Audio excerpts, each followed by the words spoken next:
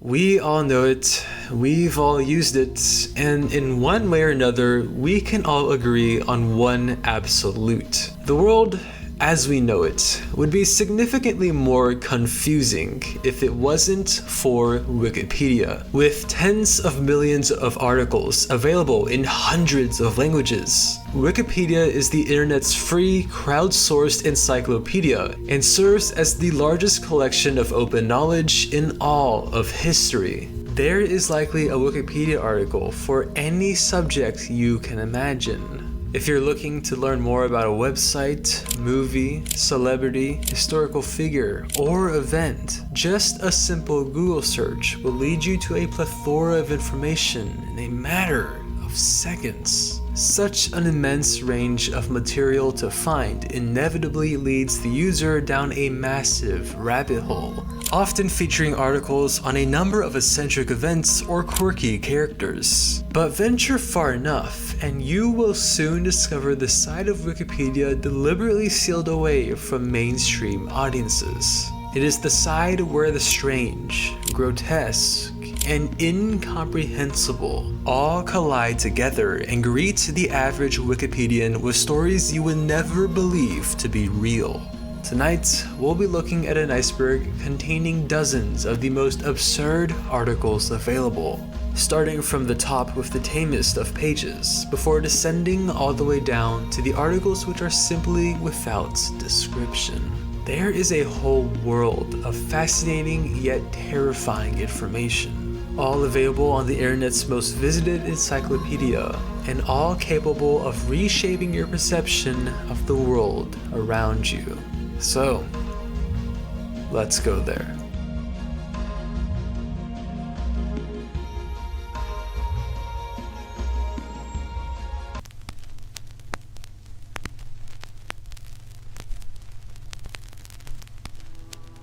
The first Wikipedia article we'll be covering features a number of lists of unusual deaths recorded throughout history, all notable for their extremely rare or bizarre circumstances. The page itself is divided into several sections over the course of time, and as you can imagine, each list has its very fair share of the most outrageous deaths you could possibly think of. Mentioning every entry could end up turning into a separate video altogether. But some of the more peculiar examples include the death of Aeschylus, who died from an eagle dropping a tortoise on his head in 456 BC, Pope Adrian IV, who choked on a fly as he was drinking spring water on September 1st, 1159, and Akbar Salubrio, a 25-year-old Indonesian man who became the first verified case of a snake swallowing an adult human whole in March of 2017. There's even a list of unusual animal deaths for those with an especially morbid curiosity. If there was one thing to take away from this page, there really is no such thing as a too far-fetched cause of death.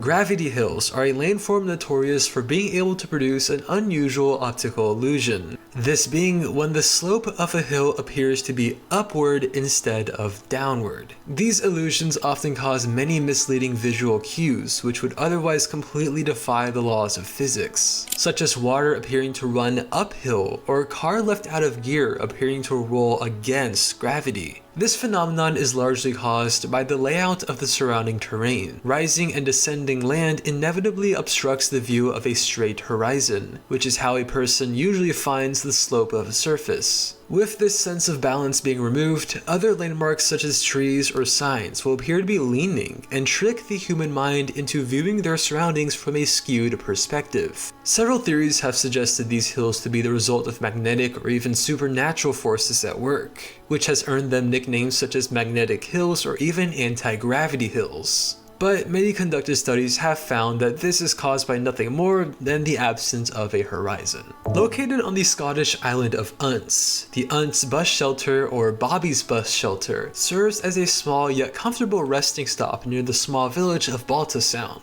The bus stop is named after Bobby Macaulay, a young boy who used to always visit the spot on his bike as he waited to catch his school bus. The Shetland Islands Council initially planned to remove the Unst Bus Shelter in 1996, But Bobby, aged 7 at the time, asked for the council to reconsider their decision within a written letter, further explaining how it was the very spot where he left his bike during every morning before heading to school. Not only did the council oblige Bobby's wishes, but they even ended up furnishing the bus stop, equipping it with its own sofa, television, curtains, and other home comforts. The UNS bus shelter is still maintained to this day. It has also been redecorated in accordance to many different themes over the years. Sometimes the bus stop is given simpler decorations such as flowers, sheeps, or outer space. And other times it is decorated to celebrate specific world events such as the 2010 FIFA World Cup or the 100th anniversary of women's suffrage in the United Kingdom. The Centennial Light refers to a small light bulb located inside the Livermore Pleasanton Fire Department in Livermore, California.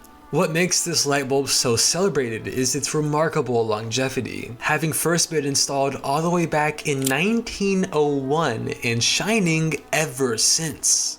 The Centennial Light has been turned off on several instances, but the bulb itself has never burned out or been discarded over the course of more than a century, making it the longest continuously operating light bulb ever recorded. Handmade by the Shelby Electric Company in Shelby, Ohio, the Centennial Light was manufactured in the late 1890s before being donated to fire department officials in Livermore in 1901, and later being hung in at least 4 different locations. The bulb was originally 60 watts when it was first made, but its light has dimmed over the years down to just 4 watts today, or roughly the strength of the average nightlight. This low wattage is one of several reasons attributed to the Centennial Light's extensive lifespan, along with the usage of high-quality carbon filaments and an uninterruptible power supply implemented in 1976, which has allowed the bulb to run continuously. A great amount of publicity has emerged from the Centennial Light's long-lasting existence,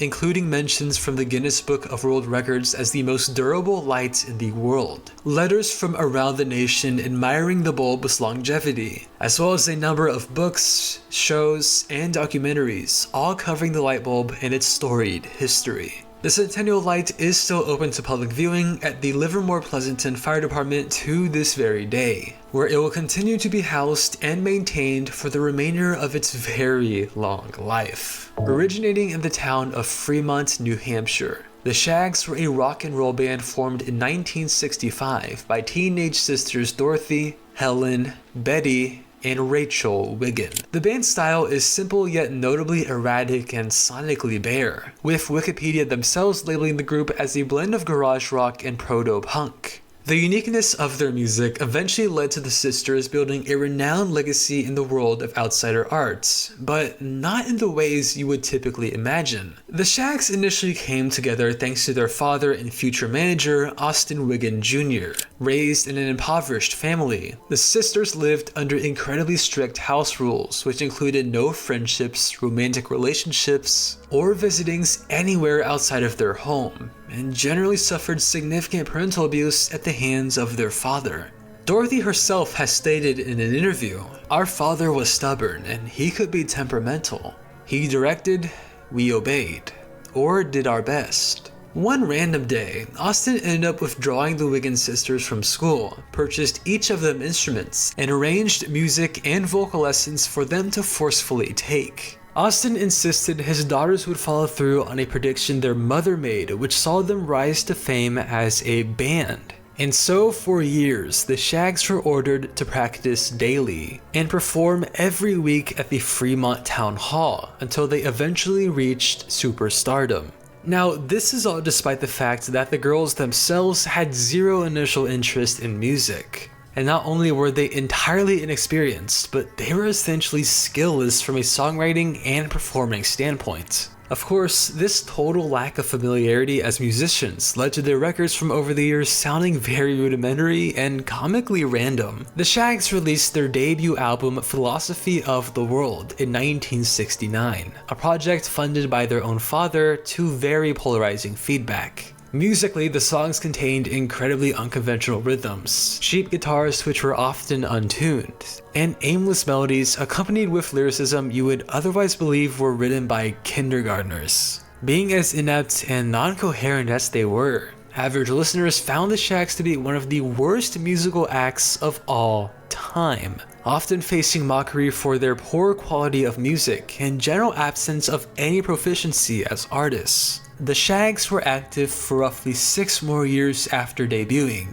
before being forced to disband following the death of their father and manager in 1975. However, in the decades since, the Shags and their bubblegum style of song ended up becoming the subject of fascination as opposed to ridicule. Wikipedia describes the newfound appreciation of the sisters' music as the recognition of unintentional brilliance, further highlighting how regardless of quality, their music was always authentic, innocent, and free of any anxiety. The Shags themselves were notably unaware of their unusual sound, and were oblivious as to why their music received so much negative feedback in the first place. Yet, even through all of this, the sisters always stayed true to themselves and made music they genuinely enjoyed playing, which spoke on subjects they were genuinely passionate about. Whether it was Dorothy singing about her missing cat Foot or her desire to have straight hair, the Shags eventually found many fans who admired their originality and sincerity, even including the likes of legends such as Frank Zappa and Kurt Cobain. The sisters have since reunited in 1999 and once more most recently in 2017. The Most Unwanted Song is one of 2 tracks featured in a 1997 collaborative EP by Vitaly Komar and Alexander Melamed, along with composer Dave Soldier, titled The People's Choice Music. This EP was first inspired by a previous art project done by the Russian-American duo, where they created several paintings which were considered most wanted and unwanted by the public based on professional opinion polls. After publishing their paintings, an art gallery took notice of Komar and Melamed's works and brought up the possibility of implementing this same concept of being both deliberately appealing and unappealing in music form. Heavily intrigued, the duo took on the task, and with the help of an American neuroscientist and composer named David Sulzer, who went by the musical alias of Dave Soldier, they developed a project with sounds entirely dependent on the results of polls written by Soldier, which determined the elements of music deemed most and least favorable by the masses. As previously mentioned, the EP consists of only 2 tracks titled The Most Wanted Song and The Most Unwanted Song respectively. The former is a pop duet with instrumental and lyrical elements meant to conform to mainstream standards as much as possible. Every last detail of the song was included with the intent of appealing to all audiences and matching the exact results of a poll determining the most popular aspects of a song, from being the most popular track length to using the most popular instruments, sounding like the most popular singers, singing of the most popular subject under the most popular genre. In every sense, it was the most wanted song. And of course, the difference in style between this and the Most Unwanted Song was night and day. The Most Wanted Song's counterpart clocks in at nearly 22 minutes in length, which was widely considered the most unfavorable time range by public polls. The 1996 survey, which provided Comer and Melamed these results, defined unwanted music as over 25 minutes long, veers wildly between loud and quiet sections, between fast and slow tempos, and features timbres of extremely high and low pitch, with each dichotomy presented in abrupt transition. All of these aspects were implemented in the track to the greatest extent, along with the usage of the least popular instruments such as the accordion, bagpipes, and tuba, the usage of a children's choir, deemed the least popular singers, and subject matters which widely range from topics such as cowboys, to holidays, to shopping at Walmart, all considered as some of the most undesirable lyrical subjects. One song did everything it could to make the listener love it, and the other, anything but. On paper, predicting which of the 2 tracks would become the most successful should have led to an obvious conclusion. But ironically, it was the Most Unwanted Song which became the more popular of the couple. Although the track did everything it could to sound as unpleasant as possible, and believe me, I mean everything, critics found the Most Unwanted Song to be an incredibly eventful and engaging listening experience, and its mainstream-friendly opposite to be bland, boring, and completely terrible. Comer and Melamed's EP has been widely praised over the decades, as it begs the listener to question the importance of solely appealing to the masses while serving as both a social and artistic statement on the impact of individuality in all forms of culture.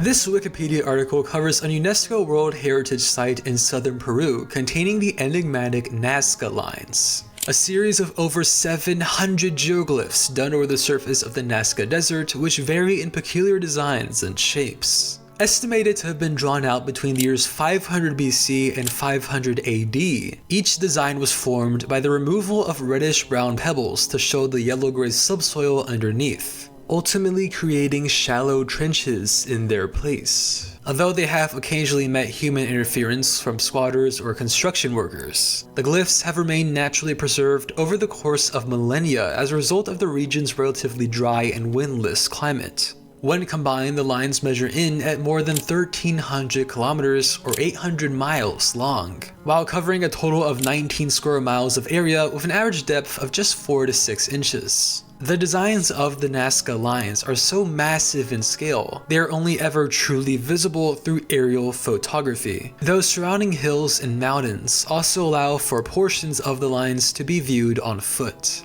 The glyphs themselves depict a wide range of figures and symbols and are divided by historians into two major phases based on different time periods and culture groups. The Paracas phase, done by the Paracas people from 400 to 200 BC, and the Nazca phase, done by the Nazca people from 200 BC to 500 AD. The earthwork includes drawings of animals such as spiders, whales, and dogs, plants such as trees and flowers, and even more unusual outlines of human hands and what appears to be an astronaut. There has been much speculation in regards to the meanings behind the Nazca Lines and any purpose they may hold, though archaeologists and scholars alike believe many of the glyphs to be linked to indigenous religious beliefs. Some designs are also assumed to be related to an agricultural calendar, as the radial centers of a series of designs align with the directions of the winter solstice and equinox sunset. The 21st century alone has seen hundreds of new figures and shapes being found within these set of lines. And with artificial intelligence and advanced drones enabling even further research, there are still believed to be hundreds more awaiting discovery. A real-life superhero is a term used to describe a person who performs acts of community service while dressed in a superhero costume. This unique form of humanitarian aid has been recorded in several parts of the world over the years, and sometimes even involving these superheroes taking the gimmick one step further and acting as a vigilante while under their hero persona. A real-life superhero's intentions are typically noble, as they ultimately aim to provide a sense of comfort and assurance to their community and serve as a protector from any external threats. A notable example of a real-life superhero featured on the term's official Wikipedia article is Super Barrio Gomez.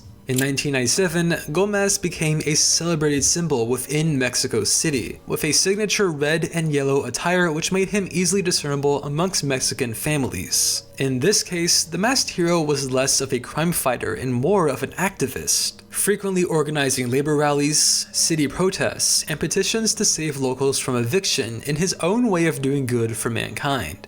Gomez's famed story has since inspired many others to don a flashy costume and local superhero identity themselves. Although police forces from around the globe have responded rather negatively to their actions more often than not, local police have frequently expressed issues involving work interference as a result of real-life superheroes being present, believing they are ultimately participating in situations where their safety is largely at risk. It should also be noted that superheroes who insert themselves in criminal activity, whether to stop it or not, are considered vigilantes by law enforcement, and police fear the possibility of other citizens being influenced by their behavior and practicing vigilantism themselves in unfamiliar territory. If these superheroes aren't achieving social justice on their own, they're often involved in various other purposes, particularly dealing with marketing campaigns and publicity stunts. Such examples of this include Metro Woman, a Superwoman-esque hero part of a brief publicity stunt to promote the Washington Purple Line Metro project in 2005, and Super Vaclav, a hero figure developed by a Czech web hosting company in 2011 as a means of combating antisocial activity.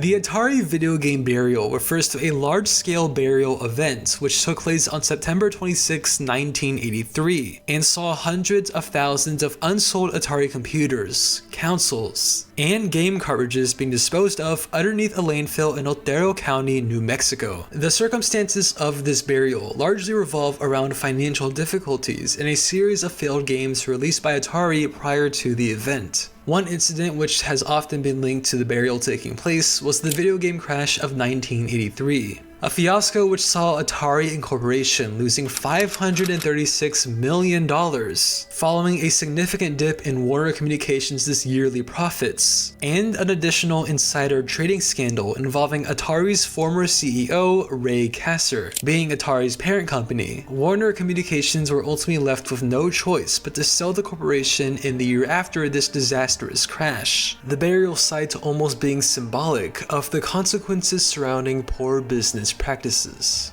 Lackluster video game sales also played a vital role in the mass burial. Namco's Pac-Man was projected to be a massive success after receiving its official port to the Atari 2600, but when the finished product was officially released in March of 1982, a negative reception held by critics left the company with over 5 million video game cartridges all unable to be sold. An even more underwhelming release was undoubtedly 1982's E.T. the Extraterrestrial, not only considered to be one of the worst video games ever released by Atari, but also one of the largest commercial video game failures in recorded history. The game actually ended up performing so badly that for years, people initially believed the countless amount of copies buried underneath the landfill consisted solely of ET games. The wide scope of the burial in general led many to dismiss this event as nothing more than an urban legend. But over the years, the site of the mass burial was able to be located and proven authentic, as Atari officials later verified roughly 700,000 cartridges of various games present at the scene, all likely disposed of for tax relief purposes. An attempt at a full excavation was made decades later in 2014 by Fuel Industries and Microsoft in collaboration with the New Mexico government. The excavation was done as part of a documentary covering the mass burial titled Atari Game Over, and resulted in just 1,300 cartridges being fully recovered. A portion of said cartridges were given for curation, while others were auctioned off to a museum commemorating the burial.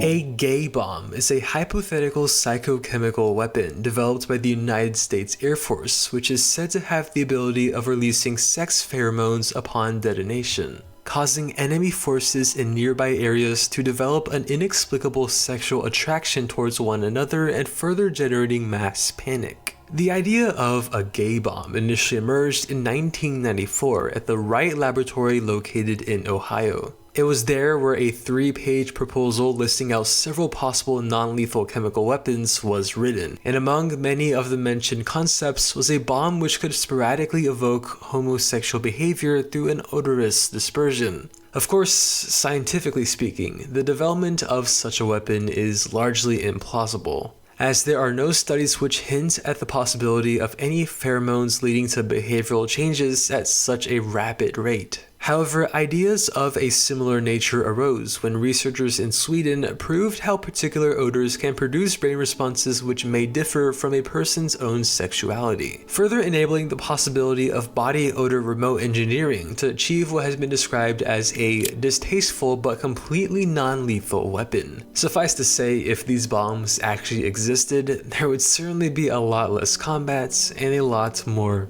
you know what.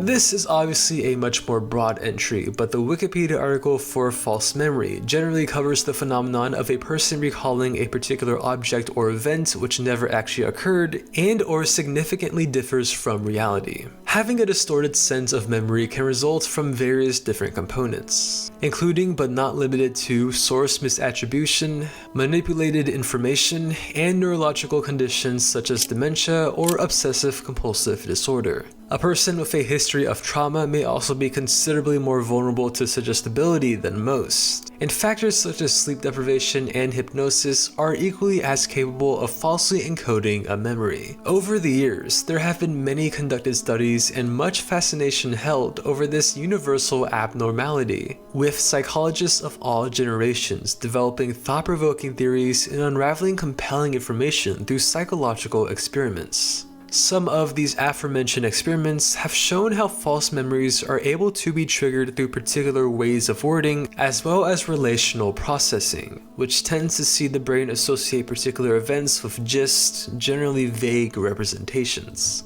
Of course, one of, if not the most popular instance of false memory is the Mandela effect. A well-known occurrence I've briefly covered in the past, and one which is rather unique in how it involves one particular false memory being shared by entire groups of people. False presumptions of politician Nelson Mandela dying while imprisoned in the 1980s. The existence of fabricated movies or scenes, and frequent misspellings in popular brand names are all popularized yet notable examples of this effect and of false memory. Again, there is much speculation surrounding this entire subject. The superstitious even believe false memory to be evidence of parallel universes where these recollections aren't as false as some say. But ultimately, we are learning much more about the world of memory each and every day. A Book from the Sky is the title of a book authored during the late 1980s by celebrated Chinese artist Zhu Bing,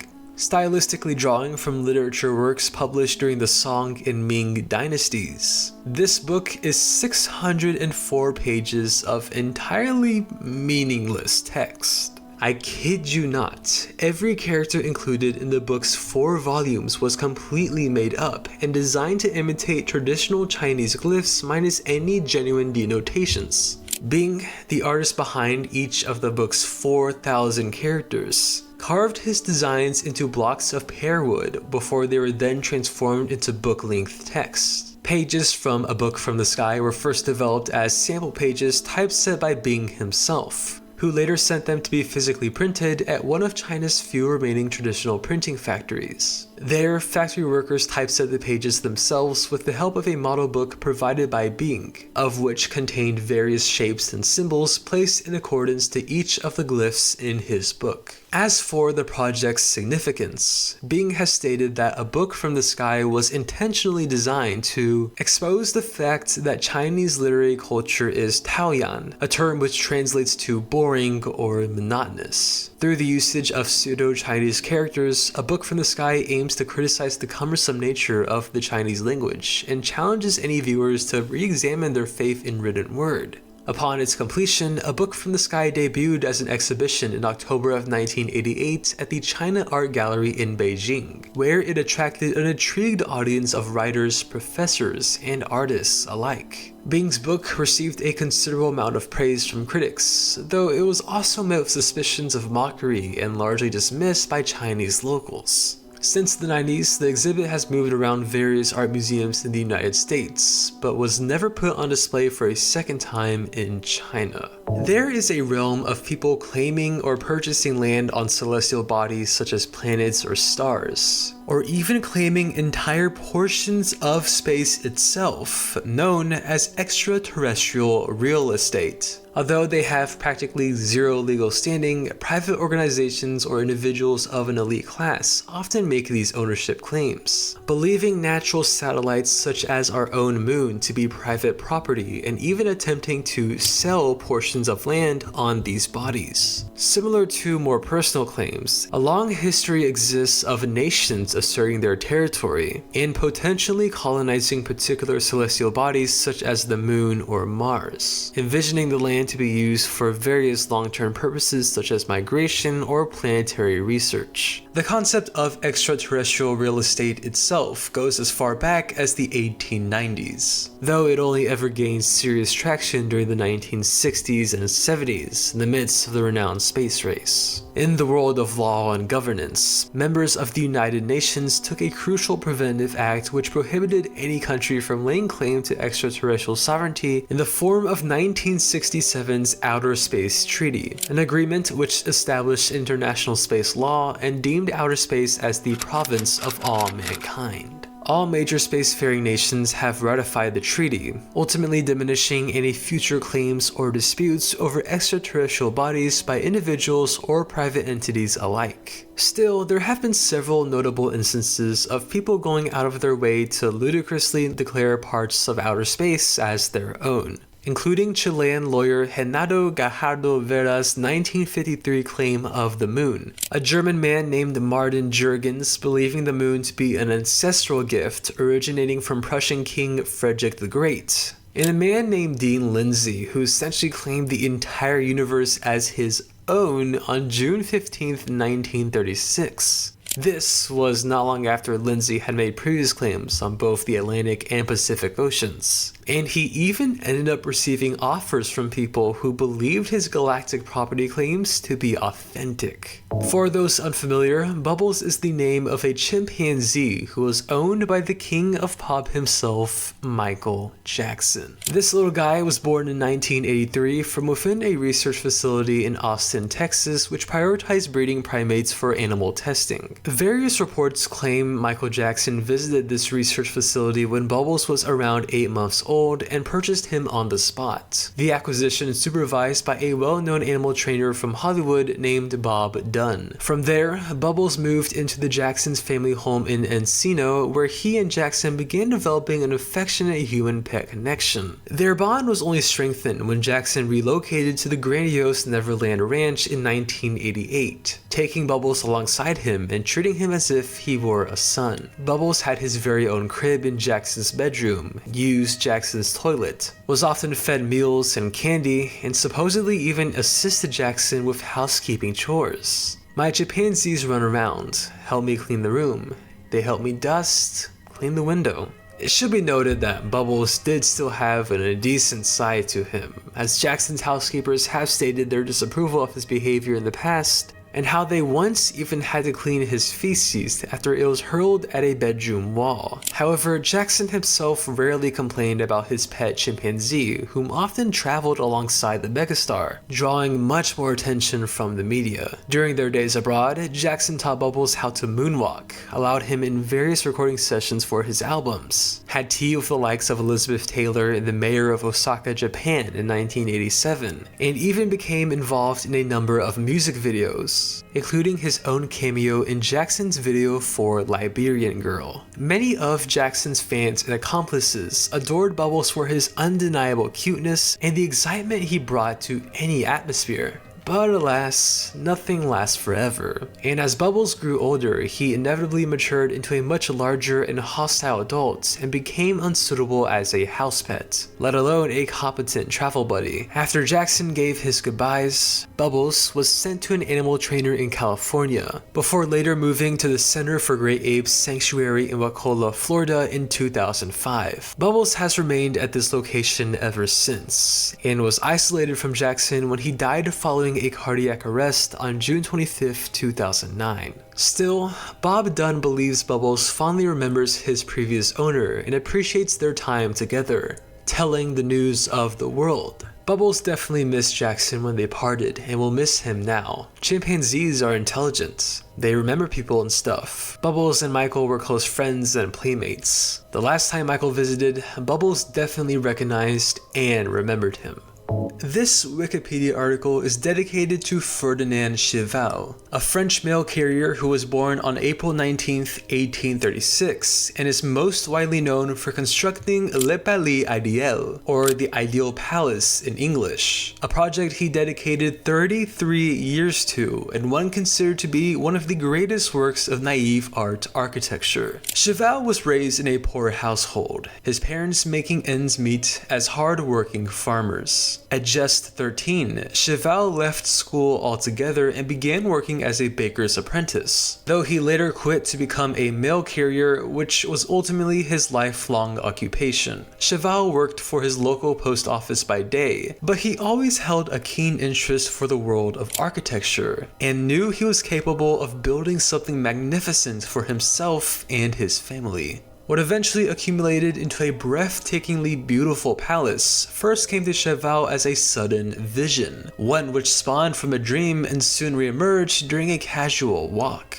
The mail carrier was 43 years old when inspiration struck him out of nowhere. In the middle of delivering mail, Cheval unknowingly stepped on a rock and stumbled as a result, but shortly arose with an overwhelming sense of curiosity. I was walking very fast when my foot caught on something that sent me stumbling a few meters away. I wanted to know the cause. Previously, in a dream, I had built a palace, a castle, or caves.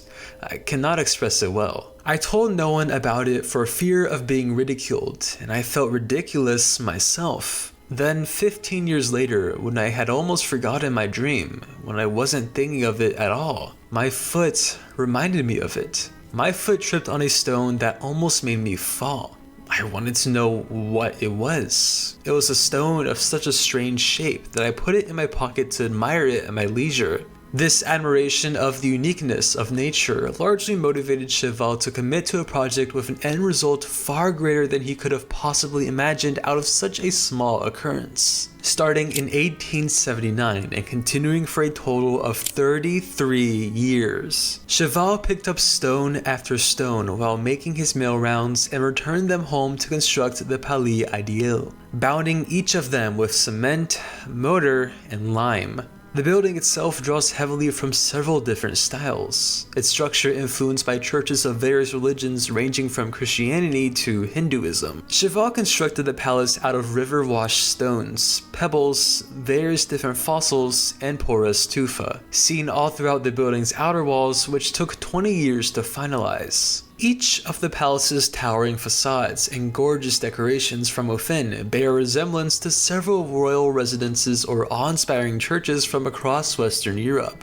This being despite the fact that Cheval never traveled himself and had no opportunity to view or gain inspiration from these pieces of art. Approaching the palace, the visitor is able to immediately spot the 85 feet long and 33 feet tall southern facade. 3 giant stones named Vercingetorix, Archimedes, and Caesar, each given hand-carved labels, exquisitely stand at roughly 34 feet tall and act as a support system for the Barbary Tower, a line of cement swans leading up a spiral staircase to the tower's top. The north facade of the palace leads into the heart of the entire structure. This portion is notable for its forest-esque scenery, with a patterned ceiling consisting of pebbles and shells which outline chandeliers, and walls with bands featuring carvings of animals such as ostriches, flamingos, lions, dragons, and octopuses. The east facade exhibits the luscious temple of nature, as well as 2 waterfalls named the Source of Life and the Source of Wisdom. Seen all over Le Palais Ideal are many different short quotes and poems, all hand-carved by Cheval himself as additional decoration and symbolism. The most iconic phrase Cheval included highlights the extensive timeline of the palace's construction, reading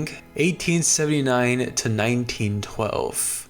10,000 days, 93,000 hours, 33 years of struggle. Let those who think they can do better try. During this time, Cheval dealt with unimaginable hardships, including the loss of his first wife, his daughter, and his 2 sons, but still persevered through each physical and mental obstacle to construct his true life's work. Before his death, Cheval earned praises from many significant figures such as André Breton and Pablo Picasso, all of whom deeply admired his profound dedication and art style. Cheval initially wished to be buried inside his palace, but due to the French government prohibiting this, he later spent an extra 8 years building his personal mausoleum at the Harderive Cemetery. Roughly a year after finishing construction, Cheval passed away on August 19, 1924 at the age of 88. He has since been buried within his mausoleum, and Le Palais Ideal still stands as lavish as ever in the commune of Harderives for all of the public to view.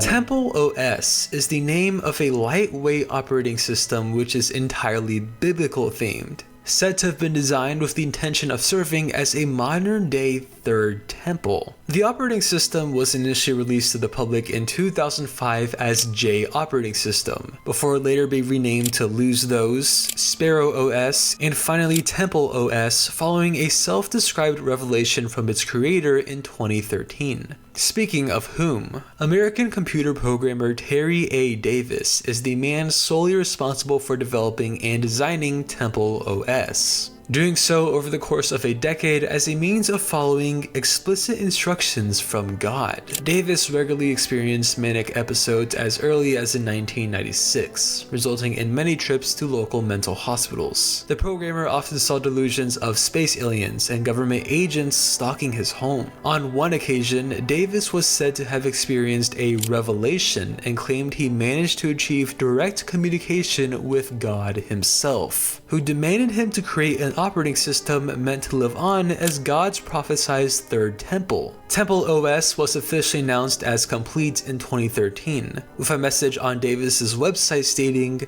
"God's temple is finished. Now, God kills CIA until it spreads." Temple OS itself is a 64-bit, open-sourced, multi-cored PC operating system, written with an entirely original programming language known as Holy C, as opposed to traditional basic programming languages. Specific features, such as Temple OS's 640 by 480 resolution, single voice audio, and 16-color display, were supposedly included by Davis under strict orders from God, with the operating system also consisting of a kernel, compiler, and even its own flight simulator. In total, Davis wrote 119,000 lines of code for Temple OS, with many comparing its development to the equivalent of a one-man built skyscraper. At the age of 48, Davis tragically died following a brutal train accident on August 11, 2018, though he has since left behind a remarkable legacy in the world of programming, in large part due to the development of Temple OS and the extraordinary levels of effort put into such an achievement. Temple OS remains in the public domain, with the system receiving its latest update in November of 2017. Wojtek was the name of a Syrian brown bear who was actively involved with Polish land forces during the years of World War II. Born in 1942 in the village of Hamadan, Iran, Wojtek was first found as a stranded young cub by a village boy after his mother was shot by a group of hunters. Wojtek remained in the care of the young boy until a number of Polish soldiers migrating to the country encountered the pair in the midst of their journey. An 18-year-old refugee who traveled alongside the soldiers named Irina Bokiewicz sympathized with the orphan cub and insisted for Lieutenant Anato Tarnowiecki to purchase the bear and allow him to travel with the rest of the Andres' army. Not wanting to disappoint the great niece of the army's general, Tarnowiecki obliged and brought Wojtek along on their travels. The bear initially stayed at a Polish refugee camp in Tehran for the next 3 months, before later being donated to the 22nd Artillery Supply Company, where Polish soldiers stationed in the area would name the bear Wojciech, a common Slavic name which translates to happy warrior in English. And a warrior Wojciech became. Between 1943 and 1945, the bear officially served as a soldier with the rank of private under the 2nd Polish Corps, and was eventually promoted to corporal in later years. Though Wojtek traveled through the likes of Iraq, Syria, Palestine, and Egypt, his most memorable services came during the Battle of Monte Cassino in Italy in 1944. There, Wojtek assisted his unit in carrying 100-pound crates of artillery shells and stacking them onto unloaded trucks or on top of other ammunition boxes. For a 200-pound soldier bear, Wojtek performed notably well, often doing the work of 4 men all on his own and never dropping any of the crates he carried. This labor was what earned Wojtek his promotion from soldier to corporal. He was originally listed as a soldier in order to bypass a restriction which prohibited pet animals or mascots from traveling on British transport ships, a testament to just how fond Polish soldiers were of their animal ally. Everyone within the 22nd Company viewed Wojtek as their unofficial mascot and treated him as if he was just another one of the brothers. The cub was often fed fruits, honey, syrup, and marmalade, and was often awarded for his work with cigarettes and beer, the latter becoming his favorite drink alongside the usual morning coffee. Wojtek provided soldiers a source of warmth during cold nights, and even play wrestled with many of them for fun. The bear was taught to frequently mimic other soldiers and their mannerisms, including how they marched, saluted, and even how much they drank and smoked. When World War II ended, Wojtek was stationed at Winfield Air airfield in the Scottish town of Berwickshire alongside with the rest of the 22nd Company. The bear immediately became an attraction for locals and the press, with the Polish-Scottish Association even naming him as an honorary member of their organization. On November 15, 1947, Wojtek was officially demobilized and later sent to the Edinburgh Zoo, where he lived out the rest of his storied life. Even off-duty, Wojtek was regularly visited by former Polish soldiers who gave him cigarettes to chew on like old times. He always recognized members of his former unit and still responded to being spoken to in Polish. Wojtek passed away on December 2, 1963 at 21 years old,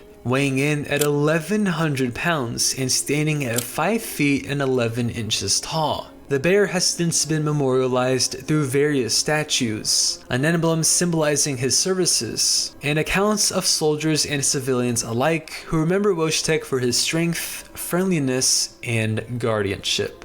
This is the Exceed 4000, a hypothetical concept for a mega-tall skyscraper in Tokyo, Japan, first designed in 1995 by the Taisei Corporation. This ginormous skyscraper was envisioned to feature 800 floors and potentially house 500,000 to 1 million inhabitants in total. More on numbers, the Exceed 4000 would need over 3.3 million short tons of steel to be built, would stand at a towering 2.5 miles high and 3.7 miles wide, and would cost anywhere between $900 billion to $1.7 trillion to, actually be built. Not only would the Exceed 4000 absolutely dwarf the world's current largest building in the Burj Khalifa, but it would also even be considerably larger than Japan's Mount Fuji, the natural source of inspiration for the skyscraper's concave cone structure and size. Of course, such monstrous numbers and scale make truly constructing this skyscraper only feasible in the wildest of fantasies. Though the managing director of buildings and data, George Binder, described the Exceed 4000 as nothing more than a proposition with no serious plans behind its development. The Exceed 4000 was never meant to be built. The purpose of the plan was to earn some recognition for the firm, and it worked. Obviously, many physical factors should also be taken into account when discussing the reality of such a skyscraper existing. In the case of the Exceed 4000, the structure would need to protect its hundreds of thousands of occupants from the eternal air pressure associated with such high elevation, as well as constant weather interferences. The site of the skyscraper is also situated in the Pacific Ring of Fire, making it susceptible to damages from volcanoes, earthquakes, and tsunamis. Exceed 4000's Wikipedia article details the proposal as a futuristic environment combining ultra-modern and technological living and interaction with wildlife and nature, only further highlighting the structure's grandiose range of mixed usage as an entirely contained eco-utopian city. Project Steve is essentially one large list of scientists who are all named a variation of Steve or Steven, and all accept evolution as the truth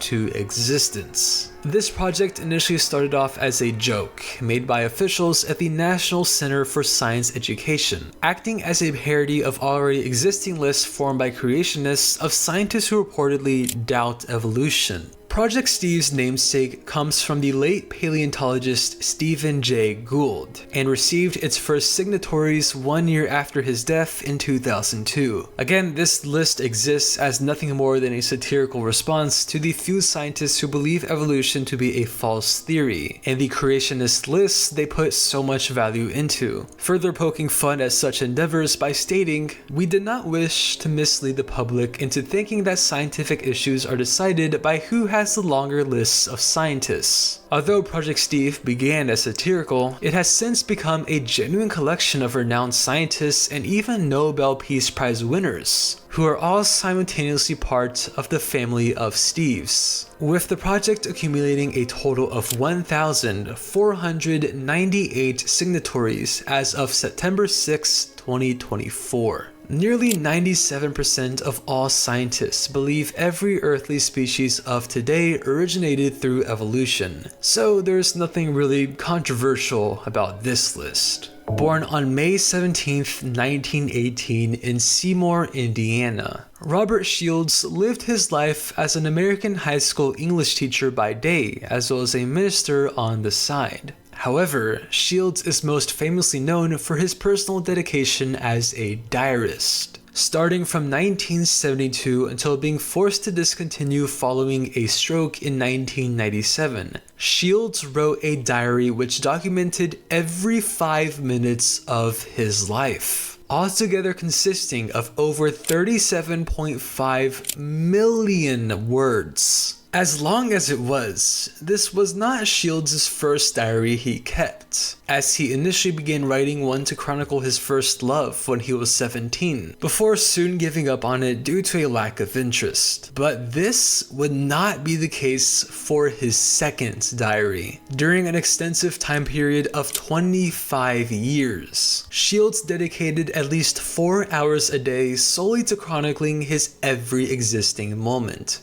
while also recording the likes of his body temperature, blood pressure, what medications he took, and even noting his bowel movements as well as every time he urinated. Shields often slept for just 2 hours at a time, simply so he could remember his dreams and record them before slipping from his consciousness. This spontaneous, incredibly immense journal also includes 1,200 poems, at least 5 being good according to Shields, who also alleged to have written the story base for the 1956 film Love Me Tender, starring Elvis Presley, in the pages of this very diary. Upon receiving access to Shields' journal, the New York Times summarized most of its pages as focusing on anything from changing light bulbs to pondering God to visiting the bathroom. Shields believed discontinuing his diary at any point would be the equivalent of turning off my life, and remained persistent in chronicling his existence until he physically no longer could, even following a stroke which rendered him unable to write in 1997. Shields still attempted to continue his diary by asking his wife, Grace Hodson, to take notes for him. Hodson did so for a number of days, but stopped shortly after when she simply no longer had the energy. At the age of 89, Shields died as a result of a heart attack over a decade after suffering the stroke that ended his daily writings on October 15, 2007. One condition Shields wrote in his diary stated for it to never be read by others until both himself and his wife passed away. Hodson ended up dying just last year, and excerpts of Shields' famed diary have since become available for public online reading under an Archives West page.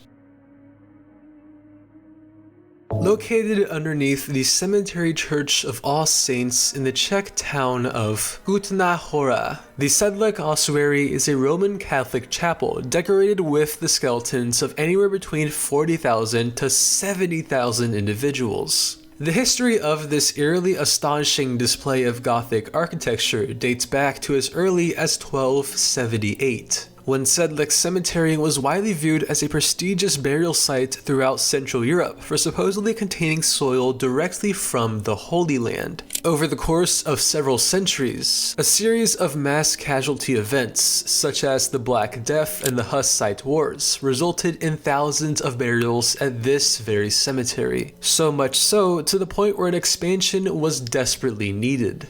During the 1400s, a Gothic church was constructed at the cemetery center, consisting of a vaulted upper level and lower chapel, with the latter being designated as an ossuary for many of the graves forced to be unearthed as the church was being built. In later years, workers were tasked with exhuming skeletons, stacking their bones, and placing them in an ornamented fashion throughout the chapel, gradually resulting in a macabre exhibition. The entrance of the Sedlec ossuary was finalized in 1710, designed in Baroque Gothic style by famed Czech architect Jan Santini Eichel. The chapel's interior is truly a sight to behold. Tens of thousands of skeletons are artistically arranged to form various decorations and furnishings such as bell-shaped mounts, a skeletal coat of arms, and even a chandelier which is made up of one of every bone in the human body. Garlands of human skulls draped from the chapel's vault, with numerous piers and monstruses placed atop the altar and many more bones exquisitely lined up underneath the roof. Drawing over 200,000 visitors per year, the Sedlec ossuary has become one of the most visited tourist attractions of the Czech Republic and a hauntingly beautiful staple of Baroque architecture.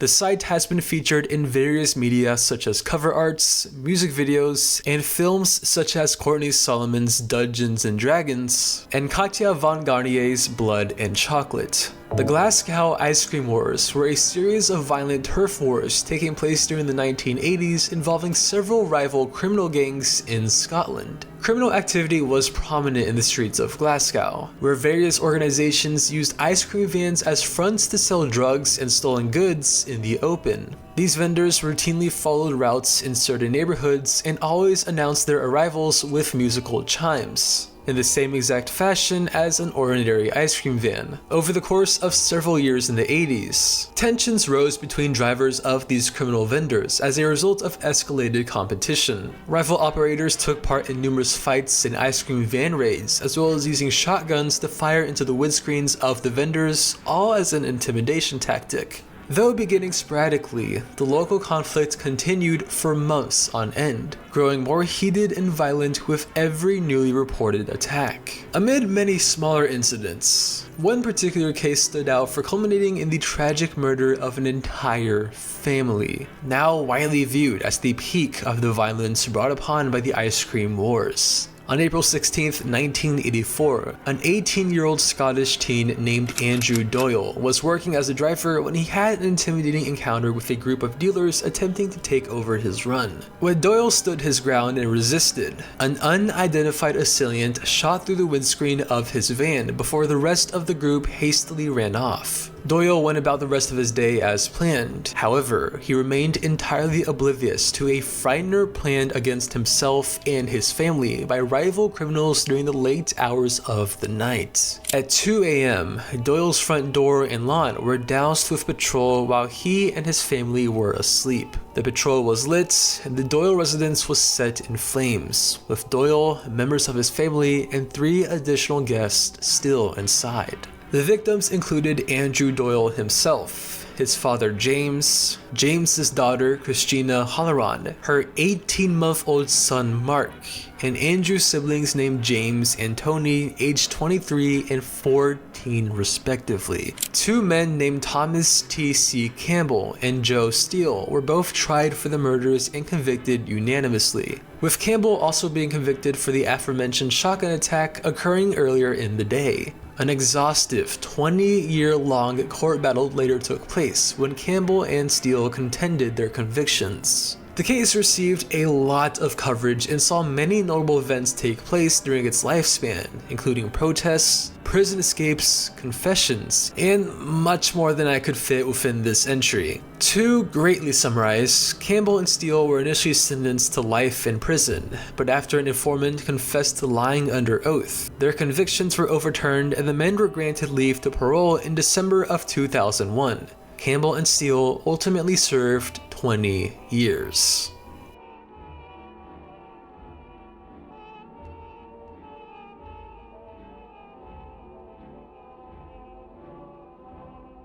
No, not that Adam Sandler. We're focusing on this one instead. Adam Sandler, born Danny Mark Sandler in 1963, is a notorious criminal hailing from Ashland, Oregon, who received media attention in the early 2010s for harassing numerous civilians while dressed as Sesame Street characters such as Elmo and the Cookie Monster. Sandler's earliest scandal occurred in 1999 when he was deported from Cambodia after authorities discovered he was secretly operating a website known as Welcome to Ramp.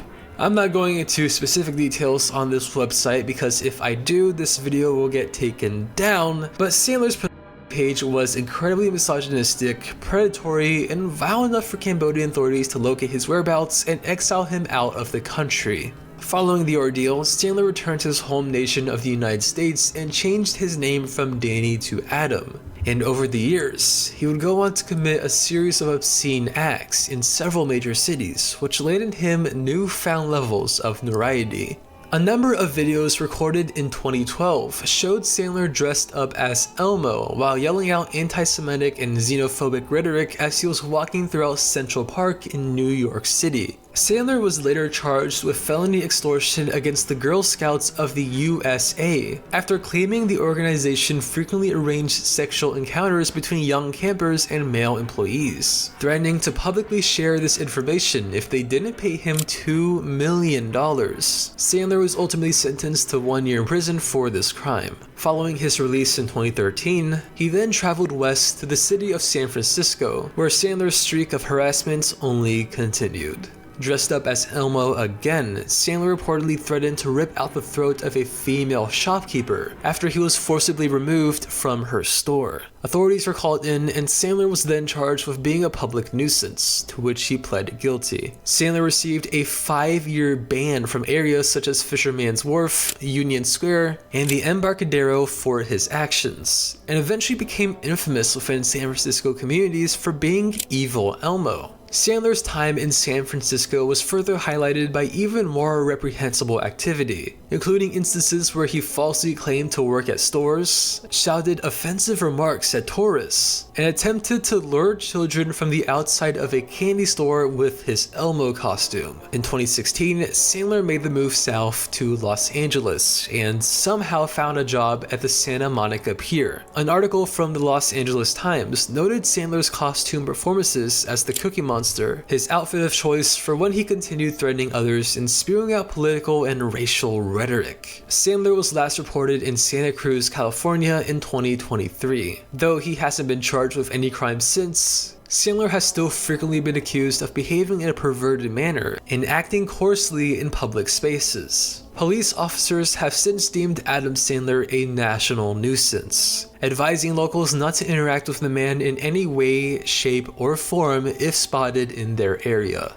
Vodka eyeballing is relatively self-explanatory. The term describes the act of pouring and consuming vodka through the eye socket, where it is then absorbed through the eye's mucous membranes and flows into the bloodstream. This trick is only done by the absolute wildest of partygoers, having first been seen in YouTube videos uploaded as early as in 2006. Vodka eyeballing gained notable traction 4 years later in 2010 when hundreds more clips were posted of people either pretending to engage in the practice or actually doing so. You obviously don't need me to tell you how incredibly unhealthy this is, but I will anyway. The practice has been notable for causing rapid intoxication by health officials, and although the amount of alcohol absorbed through the eye is rather low, doing so can still cause corneal aberrations, scarring, and various eye infections, as well as increase the risk of blindness. It should still be noted that vodka eyeballing never truly caught on as a trend, and was more of a series of separated cases from over time, fortunately for the rest of society.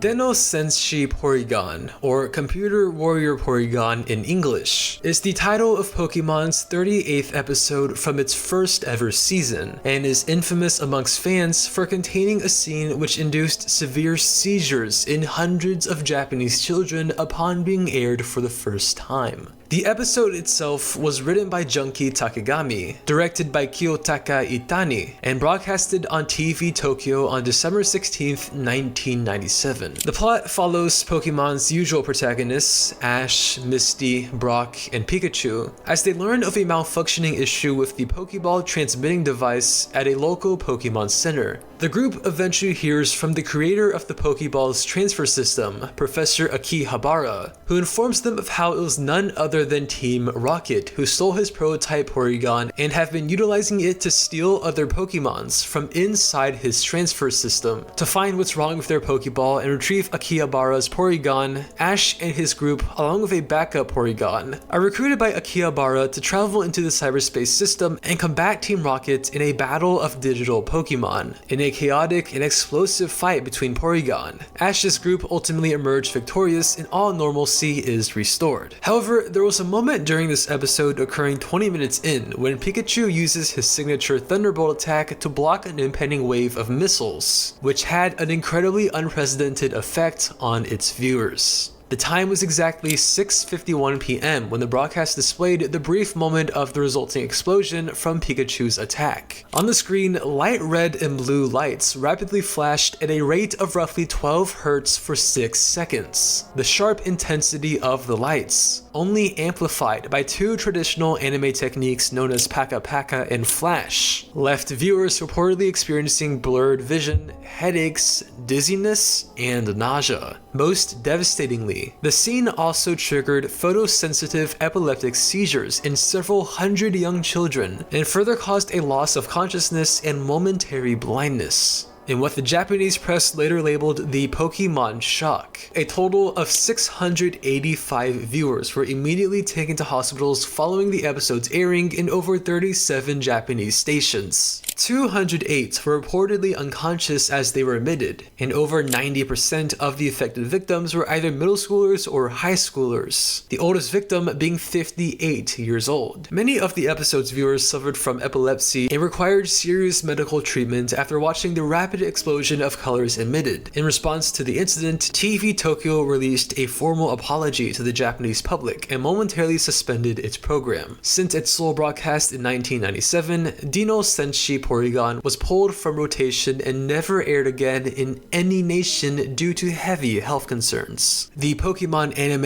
eventually went into a 4-month hiatus as further investigations on the matter were conducted. On November 22nd, 1987, the television signals of two TV stations in Chicago, Illinois, were hijacked to display an unidentified man in a Max Headroom mask taunting officials. The intrusions, occurring roughly 2 hours apart, left thousands of home viewers utterly confused at what they had witnessed, with the incident later becoming one of the most culturally impactful hijacks in television history. The first of the two intrusions occurred at 9:14 p.m. in the middle of a routine sports segment. Viewers tuning into WGN TV's 9 o'clock news suddenly saw their screens turn black for 15 seconds before the broadcast returned and showed a man wearing sunglasses while dressed as Max Headroom, a computer-generated TV presenter portrayed by Matt Frewer during the mid-80s. In a disorienting sequence, the man rocked himself around while standing in front of a rotating corrugated metal panel, resembling the retro geometric background used by the actual Max Headroom, along with the uncanny appearance. A loud static sound was played for roughly 20 seconds before WGN engineers finally cut off the transmission. The broadcast then returned to its scheduled programming, where WGN sports anchor Dan Roan, equally as perplexed as his home audience, attempted to explain the situation by simply stating the computer running the news took off and went wild. Nearly 2 hours later at 11:20 p.m., the Max Headroom hijacker struck again. Unlike the earlier interruption, this one would be much more eventful and has since become the more memorable of the two incidents. The man in the Max Headroom mask called WGN sports announcer Chuck Swirsky a frickin' liberal, held up a can of Pepsi as a snark reference to the Catch the Wave slogan, and then flipped off the camera from the inside of a hollowed out dildo. The Headroom hijacker delivered a speech where he mostly mocked the WGN, and later on, a crude jump cut is made to the scene of him being spanked with a fly swatter by an off-camera woman dressed in a French maid costume.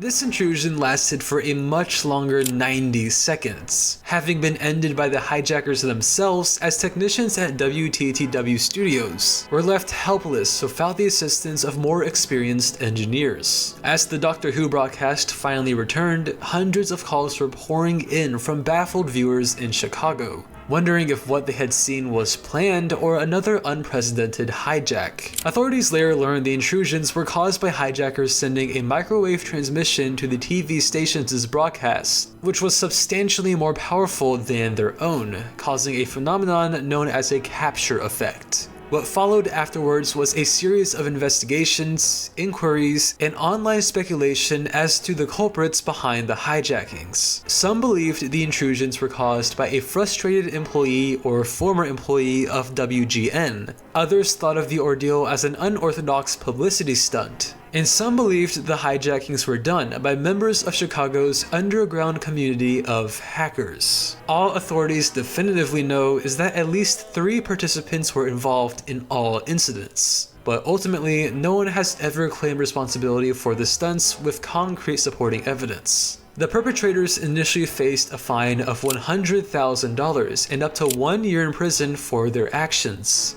But since the 5-year statute of limitations was passed in 1992, they are now no longer liable for any criminal punishment if they were to ever reveal their identities. Hell, if anything, they would probably only be celebrated more than they already are. But for now, and likely for the rest of time, the motives and identities of the hijackers remain unknown.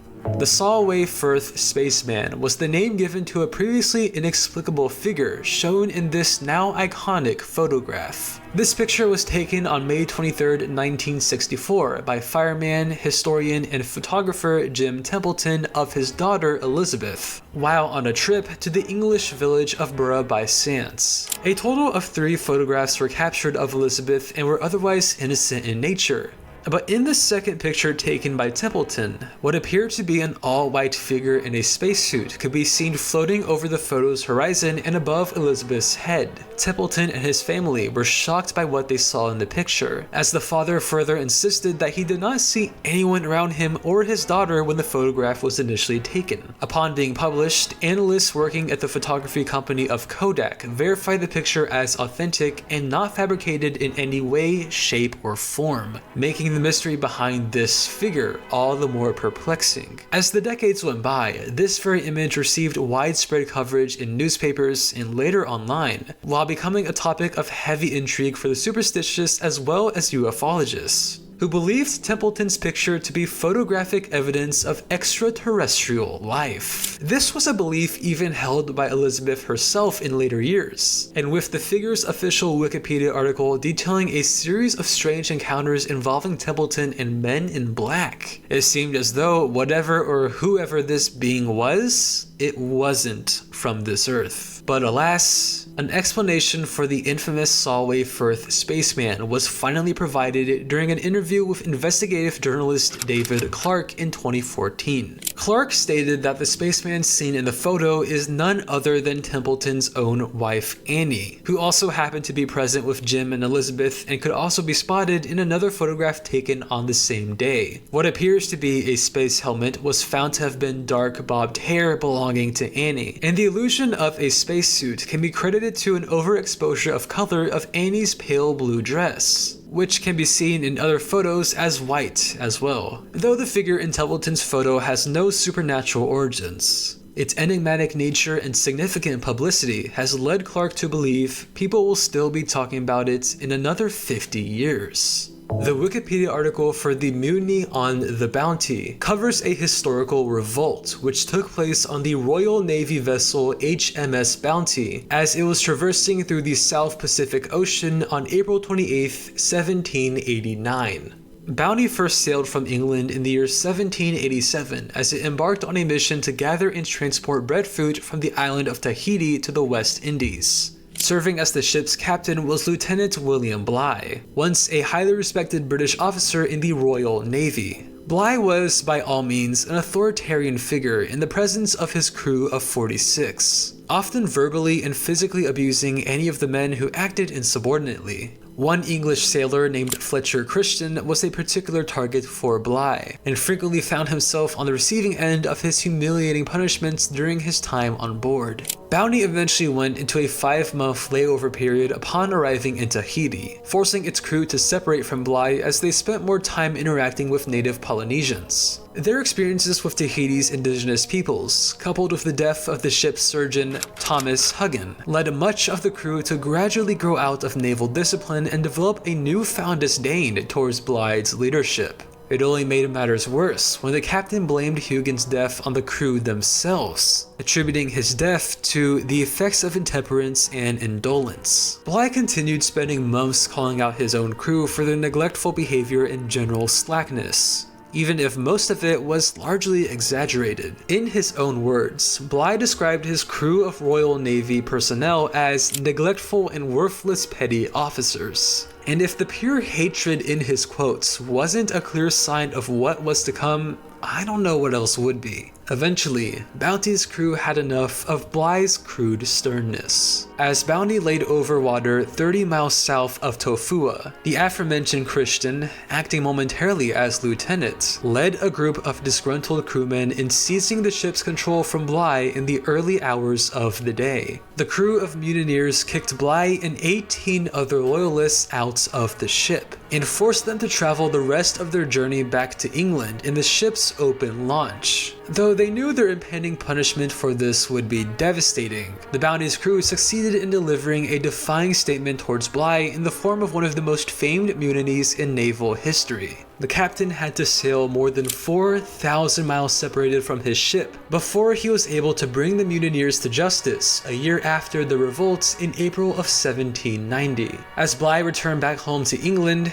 he immediately informed authorities of the mutiny, and HMS Pandora was subsequently dispatched by the Admiralty to locate and apprehend Christian's party. A total of 14 mutineers were eventually captured in Tahiti and imprisoned while on Pandora, although there were several who managed to remain undiscovered while hiding out on the Pitcairn Islands. The surviving few on board were court-martialed and suffered various fates such as acquittals, pardons, and while those who avoided imprisonment were left undetected until 1808. All but one mutineer named John Adams was still found alive during later searches. The rest of the group, including Christian himself, were all either killed by each other or by native Polynesians.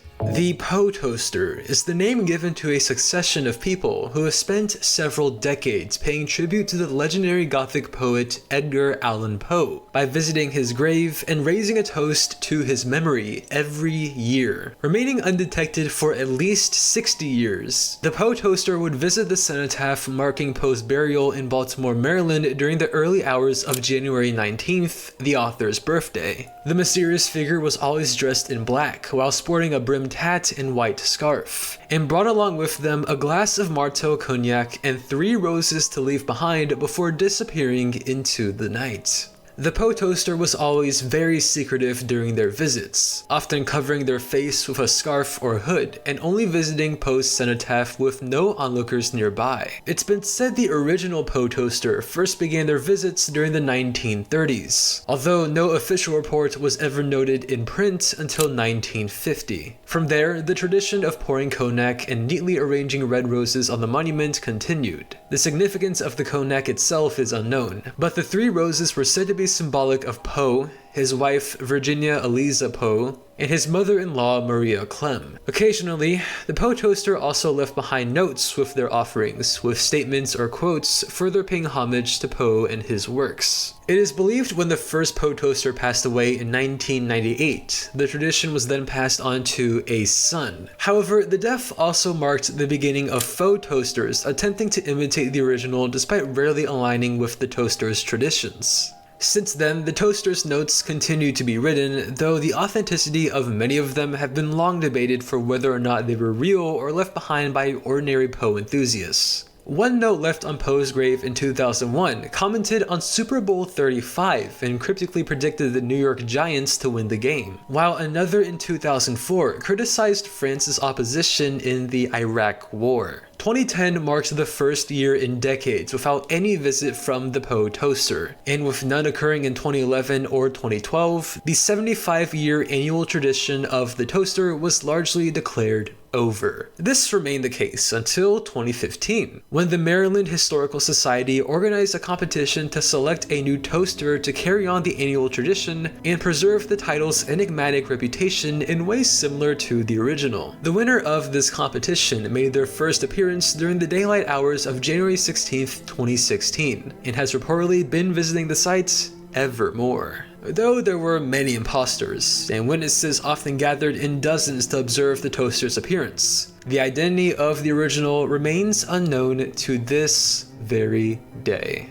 The Gilbert U-238 Atomic Energy Lab is the name of a children's toy lab kit with radioactive material which allowed kids to watch and even create nuclear and chemical reactions all on their own. The set was created by Alfred Carlton Gilbert, an American athlete, businessman, and inventor who is also behind the creation of the Erector set. Gilbert generally believed toys served a vital role in building a solid American character, and designed all of his creations to have fundamental educational purposes. Whether he taught children construction with the Erector set or chemical reactions with the distinctive Atomic Energy set. In 1950, Gilbert's Atomic Energy Lab kit was officially released through his own company and made it onto the shelves of dozens of American stores. Through the kit's utilization of scientific instruments and nuclear reactions, Gilbert aimed to direct children toward a potential career in nuclear science or engineering, and hoped to familiarize them with the fields at an early age. For $49.50, or roughly $650 today, parents could purchase Gilbert's lab kit for their children, containing educational toys, including but not limited to a battery-powered Geiger-Müller counter, an electroscope,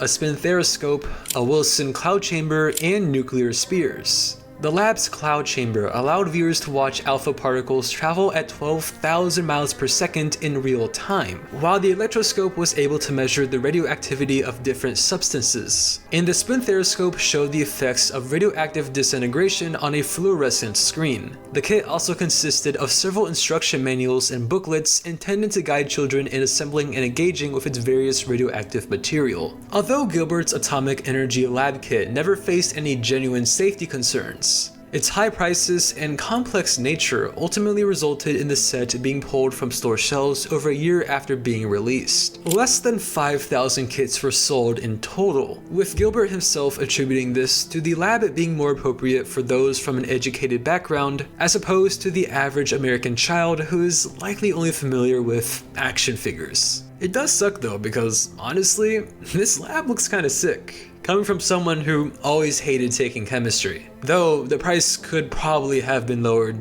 a tad bit.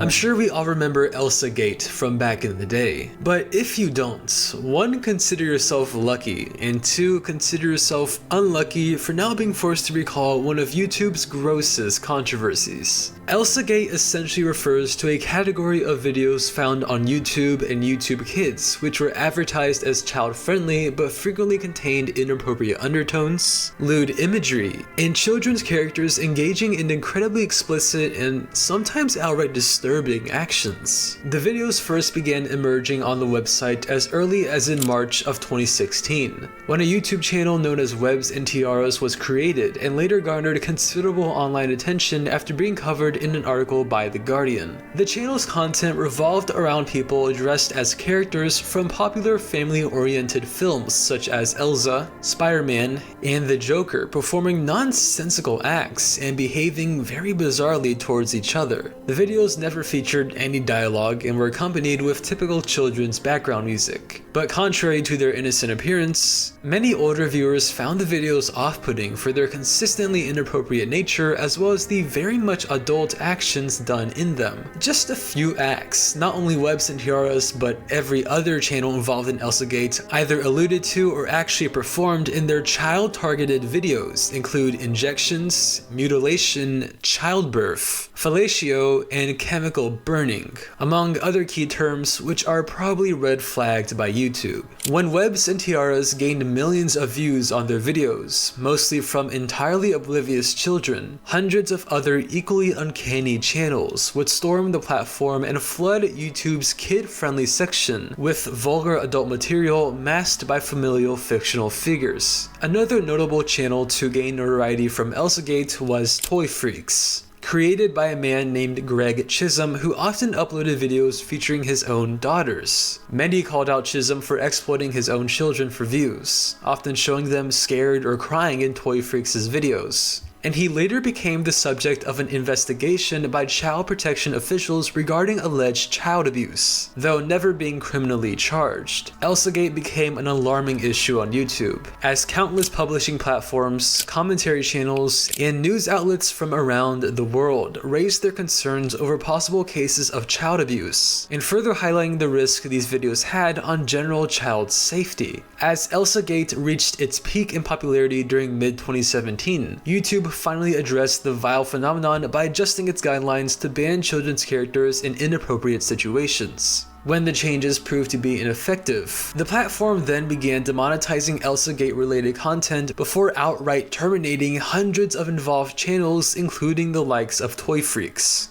YouTube eventually evoked a ban prohibiting children to be featured on their main site entirely when and other criminal groups were found to have been targeting the minors involved in Elsagate videos. Though they haven't been completely eradicated, the popularity of Elsagate as content has largely deteriorated, and are far less unsuitable for children than material from 2016 or 2017. Certainly a bit of a stranger entry, Sonic Dreams Collection was an art game which presented itself as a compilation of 4 unreleased Sonic the Hedgehog minigames. The actual game, released in 2015 by a group of indie developers known as the Arcane Kids, was promoted with satirical claims of being discovered in a Dreamcast software development kit sold on eBay in 2013, the 4 minigames themselves having been developed and scrapped by Sega in the late 90s. Upon opening the game, the player is given the choice to select one of the 4 single-player minigames to play, all chronologically ordered by when they were first developed, and accompanied with their fictional development history. The first game, titled Make My Sonic, was said to have been the first Sonic game developed by the fictional MJ Studio, initially created in 1996. Hence the name. Make My Sonic is a character creator which allows the player to completely alter the appearance of Sonic the Hedgehog to their liking,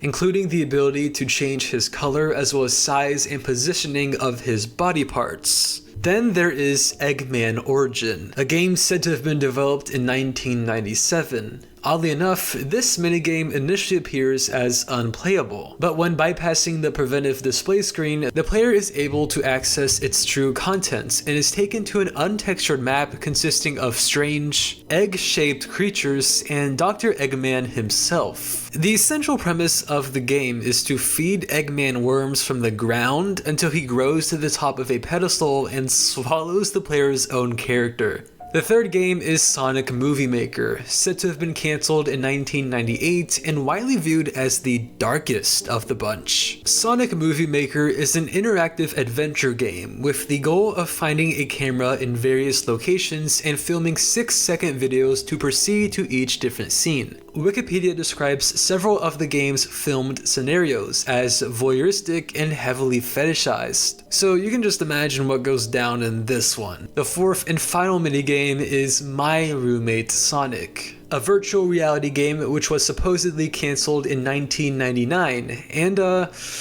Well, it's probably the most interesting of the bunch, let's just put it that way. As you may have guessed from this brief overview and accompanying background footage, Sonic Dreams Collection is less of an innocent compilation of parody games and more of a satirical horror game, riddled with peculiar gameplay, disturbing imagery, and obscene scenarios in an attempt to mock and frighten members of the Sonic fandom. From further researching, I also learned of an online guestbook briefly associated with the game. Numerous Reddit posts have described this website as an online leaderboard of sorts. However, users on the site began spamming its forum pages with links to viruses and resulting in an immediate takedown following a series of reports. I believe Sonic Dreams Collection is still available to play today, so if you're looking to experience a Sonic fever dream, check it out for yourself. Rule 34. If it exists, there is not so appropriate material of it. This rule is nearly as ancient as the World Wide Web itself, and boldly declares there is some form of adult content revolving around every subject to have ever existed, whether it's incredibly popular or incredibly obscure, as we've all likely seen during our time browsing the internet. This material can manifest itself in the form of fan art, fanfic writings, or even animations and videos, and almost always depicts non-erotic figures engaging in sexual behavior. Again, nothing is exempt from Rule 34. Characters from TV shows or movies, historical figures, celebrities, musicians, animals, even the most random objects can all be the subject of material so long as its creators stay creative and equally perverted. The rule itself first originated on August 13th, 2003 in a webcomic drawn by Tango Starry, real name Peter Morley Suter, after being shocked by the discovery of fan-made Calvin and Hobbes adult content. Tango Starry created a comic based on his experience with the initial caption of Rule 34. There is of it. No exceptions. The rule has since been adapted and rewritten in various websites such as 4chan or Reddit, and is widely considered as one of the most essential commandments of the internet and the online experience of a user in general. Rule 34 is also often used as a verb for a category of sexually explicit fan art or cartoons, which demonstrate the rule through their utilization of otherwise innocent characters or figures. Polsagari is a fantasy giant monster film directed by South Korean filmmaker Shin Sang-ok, with production taking place in several nations such as North Korea, China, and Japan. The movie itself, a remake of the 1962 South Korean film Bulgasari, takes place during the ancient Goryeo dynasty and tells the story of a blacksmith's daughter named Amy, who resurrects a behemoth of Korean folklore known as the Polgasari to end the oppressive rule of her village's king. Polgasari was met with a positive reception upon its release and is widely hailed by critics of today as a staple in the monster film genre.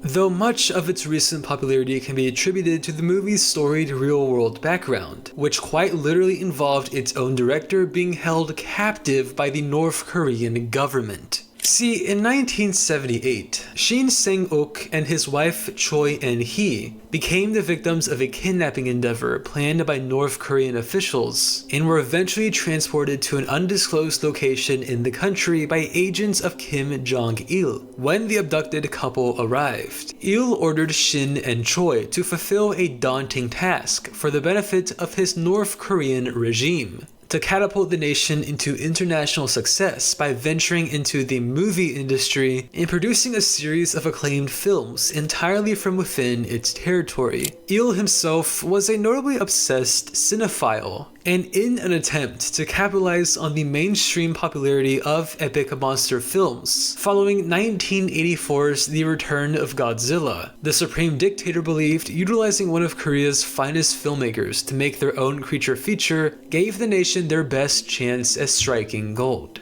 So, Shin worked to earn back his and his wife's freedom by beginning principal photography for Pulgasari in Pyongyang from June to August of 1985. Meanwhile, the movie's screenplay was co-written by Kim Soo-yeon and Ri Chun-ju, and photographic special effects were done by a team of 15 Soho employees led by Japanese special effects director Teruyoshi Nakano. Upon completion, Pulgasari was previewed to North Korean audiences in January of 1986, and was slated for an official release later in the year. This was until North Korean officials eventually learned that Shin and Choi managed to finally escape from Il's captivity and flee to the United States. The couple's unprecedented getaway subsequently resulted in Pulgasari being banned from North Korean screens in March of '86, all while Shin himself never received credit for directing the film, as Il ordered the North Korean press to solely acknowledge his assistant director Song Gan-jo as the movie's official lead producer and director, though it's believed Pulgasari was never shown theatrically in North Korea since. A VHS version was released nearly 10 years later in Japan on January 21st, 1995, and the film was officially premiered in Tokyo on July 4th, 1998, with Shin finally receiving his rightful directorial credits for a movie which has aged to become the most widely viewed North Korean film abroad.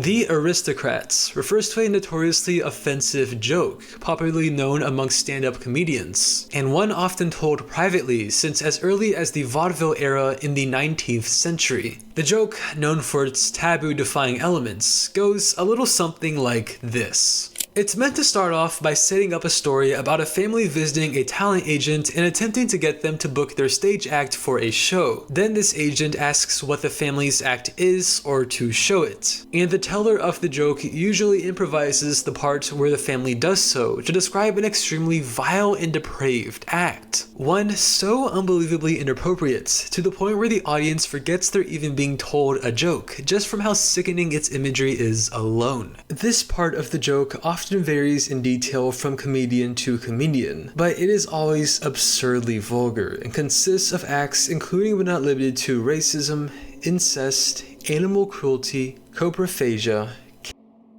or murder. You get the point. Incredibly disgusting material. Finally, there is the punchline, where the baffled agent asks the name of the family's act, to which they always proudly respond by saying the Aristocrats. The humor behind the Aristocrats joke is not necessarily in its actual punchline, but instead the outrageousness of the family act being described in its build-up. The more grotesque, off-putting, and offensive the performance is, the more likely a comedian is to get a truly shocked reaction out of their audience, which is largely what motivates them to get very creative when arriving at the part. Aristocrats themselves are members of a rich and refined class, often viewed as incredibly intelligible and well-mannered around others. So, of course, associating this sophisticated group with acts as revolting as defecating on stage or performing is uncharacteristic to say the least. Because of its awfully illicit nature, the Aristocrats joke is rarely well received when told in public, and is instead more appropriate for private groups who are already familiar with its format while also being less sensitive than others, almost serving as a secret joke amongst famous comedians.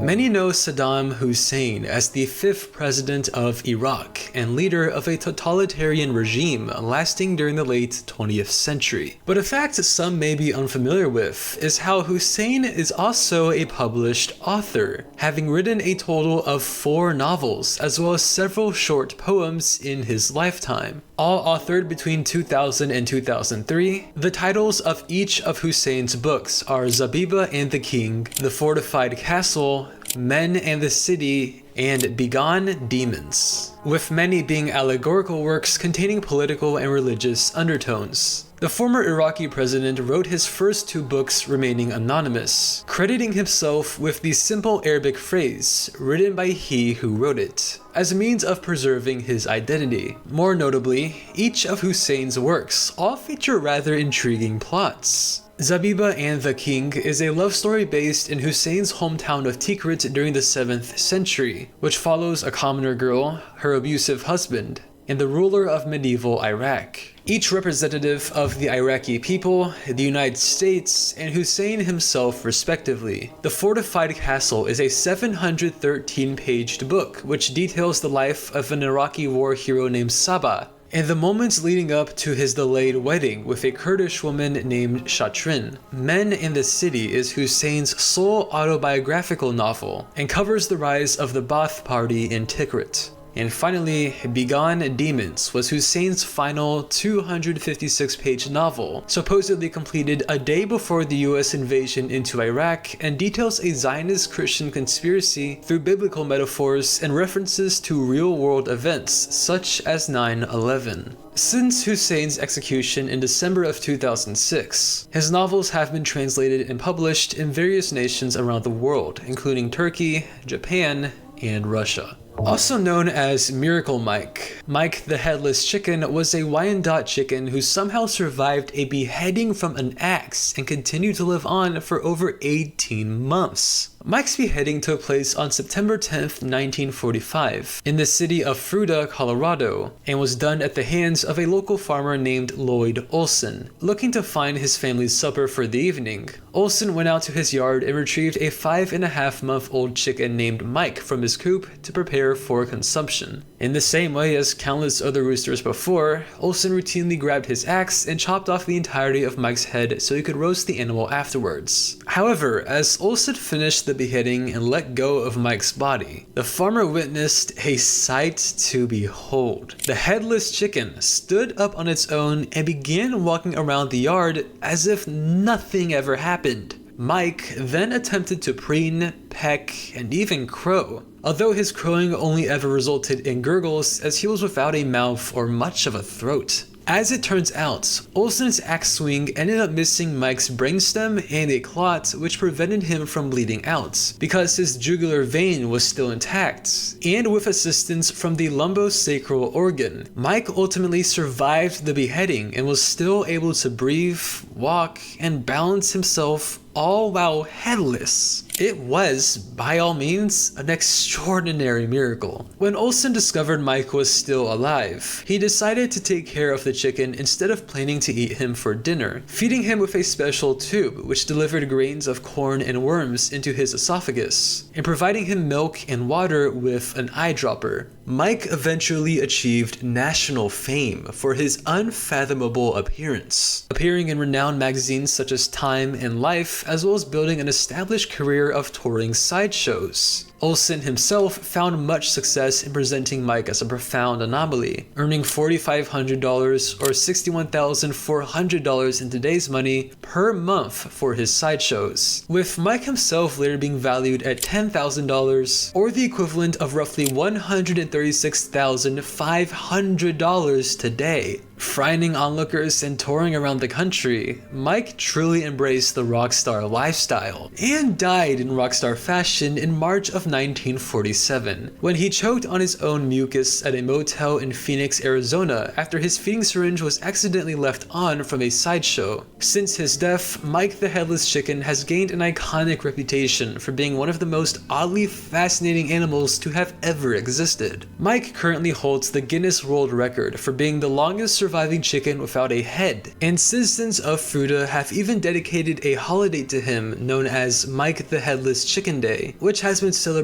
during the third weekend of May since 1999. John Tidor, or TimeTravel_0, was the online alias of a user who frequented internet forum pages between 1998 and 2001, and claimed to have been a time traveler from the year 2036. Beginning during the early 2000s, Tidor made several posts under the TimeTravel_0 pseudonym, detailing the concept of time travel as well as the equipment needed to construct a time machine. The poster often elaborated on these topics in responses to questions from other users relating to time travel, and always signed their writings with a distinctive symbol said to have originated from Tidor's days in the military from the future. Over several of their posts, Tidor described themselves as an American soldier stationed in Tampa, Florida, who traveled back in time from 2036 for a governmental time travel project. The supposed mission behind the project was to travel even further in time to 1975 to bring back an IBM 5100 computer required to debug issues relating to the legacy system, which were said to have been an ongoing dilemma in 2036. According to Teeter, they were selectively tasked to complete this mission due to their grandfather being responsible for the original programming of the 5100 computer, further providing evidence of this by listing out several features of the 5100 which were previously unpublicized. The only reason Teeter made a stop in 2000 was for personal matters, specifically to meet with their family and retrieve meaningful photos lost to an alleged future civil war. See, much of the notoriety Teeter received from their posts came following a series of predictions the user made as to future historical events that will take place in our timeline. Most significantly, Teeter claimed a second civil war would unfold in the United States, centered around order and rights. The war was to commence in 2005 following civil unrest stemming from the year prior's presidential election, and would have a Waco-type event every month that steadily gets worse. Teeter predicted the war would end 10 years later in 2015, and result in the United States splitting into 5 separate nations determined by various factors. Teeter also predicted World War III taking place shortly after this, stating cities such as Washington, D.C. and Jacksonville would be involved in targeted attacks, and Omaha, Nebraska would become the nation's new capital after the war concluded. In their post, Teeter also verified theories regarding a multiverse, implying that their time travel and utterance of futuristic events will result in the creation of a new time stream, which causes our current timeline and the events within to pan out differently from Teeter's own, although they do state that the differences would be minimal. So don't start saying this Teeter guy's bogus, because they're totally not, and they totally know exactly what they're talking about with the future. Yeah, I know. Obviously, none of Teeter's predictions proved to be true in the slightest, and an independent investigation from 2009 concluded that the entire ordeal was a planned hoax, formulated by 2 bored brothers from Florida, although this has never been officially verified as authentic. In several parts of the world, making contributions to Wikipedia articles through edits can result in legal repercussions if the Wikipedia editor's changes are deemed as misinformation or discrediting by government officials. Currently, there are a total of 5 separate cases of people being imprisoned for editing on Wikipedia. 2 of them have taken place in the Eastern European nation of Belarus, with the arrestees being Mark Bernstein and Pavel Pernikal. Bernstein, a well-known Belarusian blogger and frequent contributor to the Russian Wikipedia, reportedly violated Russia's 2022 war censorship laws, and was subsequently detained on March 11th, 2022 after editing Wikipedia articles covering Russia's invasion of Ukraine during the same year. The editor was sentenced to a detention period of 15 days, as well as 3 years of restricted freedom. Pernikal was sentenced to 2 years of imprisonment in a penal colony on April 7, 2022, for posts which were discrediting the Republic of Belarus, according to Belarusian authorities. A vocal Belarusian human rights activist, Pernikal's arrest can be attributed to a series of edits he made on Wikipedia, which revolved around political repression in Belarus. Meanwhile, in Saudi Arabia, authorities have imprisoned 2 individuals for editing Wikipedia pages named Osama Khalid and Ziad al-Sofiani. Khalid, formerly an administrator of the Arabic Wikipedia, was sentenced to 5 years in prison in September of 2020, before later being increased to 32. Yes, 32 years as a result of a government-backed campaign to lengthen the sentences of political detainees.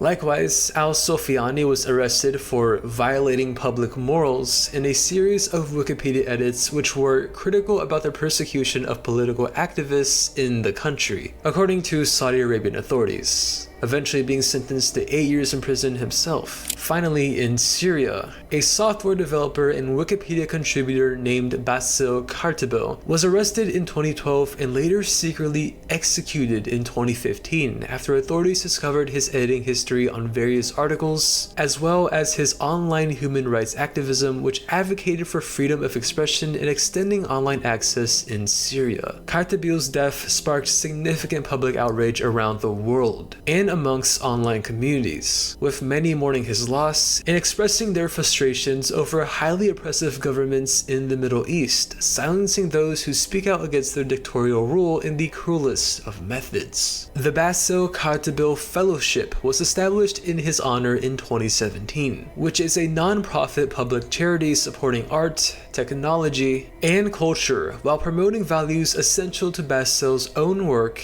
and lifestyle. The Zone of Death refers to a barren 50 square mile region in Idaho belonging to Yellowstone National Park, which falls under an appalling legal loophole protected by the Constitution of the United States. A person is theoretically able to avoid being convicted of any and all major crimes if committed within this area, including but not limited to murder, hence the indicative name Zone of Death. To briefly summarize, the District of Wyoming's court holds jurisdiction over regions in several states outside of its own as a result of Yellowstone National Park extending into territory belonging to Idaho and Montana. The federal U.S. government also has exclusive jurisdiction over the park, meaning any crimes committed in its boundaries are unable to be prosecuted under any of the state's set of laws. Since a hypothetical crime committed in the area would be within the borders of the District of Wyoming, a trial would subsequently be held at the federal courthouse in Cheyenne, Wyoming, which is regular for practically every other criminal trial. Now, the Sixth Amendment of the United States Constitution states, "The accused shall enjoy the right to a speedy and public trial by an impartial jury of the state and district wherein the crime shall have been committed." As such, the charges for a committed crime are required to be tried prior to a jury involving all residents of the area where said crime took place. However, the Zone of Death in particular is entirely uninhabited, obviously meaning there would be no residents of both the state and district to be included in a jury. So, because the American Constitution guarantees the right to a jury trial, which is unable to occur in this uninhabited area of Idaho, a defendant facing felony charges cannot receive a fair constitutional trial and as such cannot be legally punished for committing a crime in the Zone of Death. Of course, there are many more details to this loophole I haven't mentioned, which you can learn more of through various published articles and essays on the topic. Texts I would highly recommend reading if interested, though this is the general gist surrounding it. The law professor who discovered this loophole, Michigan State University's Brian C. Kalt, actually attempted to close it by suggesting for Congress to place the Zone of Death under the Federal District Court for the District of Idaho instead of the District of Wyoming, though he was ultimately ignored by lawmakers according to the Zone of Death's Wikipedia article. There have been a handful of missing person cases taking place nearby the area. However, as of this video's recording, no actual crimes have ever been committed from the Zone of Death since Kalt's discovery of its loophole. That we know of, at least. And that is all for now, ladies and gentlemen. As you obviously read from the title, this video is the first of 2 chapters to this massive Wikipedia iceberg. Likewise to my first iceberg, which was the oddities iceberg, this one just has a ton of information, and if I put it all into this one video, it would probably be 5 hours longer than it already is. So for now, I'll save you the time, but definitely stay tuned for the second chapter coming very, very soon. I'm already working on it, and the articles in this one, they are much freakier than what we covered here. Some of it is bizarre, some of it is outright horrible and disturbing, and some of it I probably couldn't even talk about on YouTube because it is just that terrible. It is just that gross, but I'm gonna do it. And it's gonna be in the second chapter, so make sure you check that out when it comes. It'll be very, very soon, as I just said. If you made it to the end somehow, thank you so much for watching. I really, really do appreciate all the support. I've been noticing the channel is picking up in popularity as of late, and honestly, it really is a dream come true. As cliche as it sounds, I've literally wanted to do YouTube since I was little. I tried it a bunch of times a while back, didn't really work out, but here I am now, and it actually is, and I'm actually making the content I love. I really love talking about these cases. I'll stop yapping. Make sure you stay tuned for part 2. As I said, do not miss it. After part 2 comes out, I'll upload the full iceberg, so if you're just waiting for that, then it'll come soon. But yeah, part 2, chapter 2, whatever you want to call it, don't miss it. Thank you for watching this video. This has been Zen. Take care.